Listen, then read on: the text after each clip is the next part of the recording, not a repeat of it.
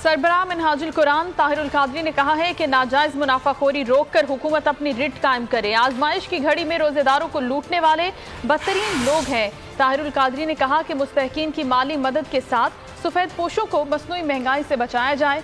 आला अफसरान की मदद के बगैर कोई चीज़ ज़ख़ीरा नहीं हो सकती। कोरोना वायरस वबा ने पूरे निज़ाम ज़िंदगी को लपेट कर रख दिया है।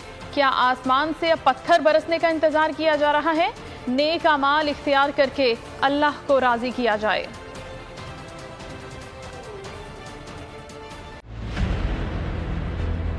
छह शहर, 6 टीम, 6 सेलिब्रिटी कैप्टन। सिर्फ 1-2 शहर नहीं, हमारे साथ खेलेगा पूरा Pakistan. Karachi knights, Lahore leopards, Islamabad eagles, Kashmir heroes, Quetta wolves, Peshawar hawks. तो हो जाएं तैयार। पाकिस्तान में पहली बार गेम शो ऐसे चलेगा लीग के लिए। जिताएं अपनी पसंदीदा टीम को। खेलेंगे आप इस रमजान। गेम शो ऐसे चलेगा लीग।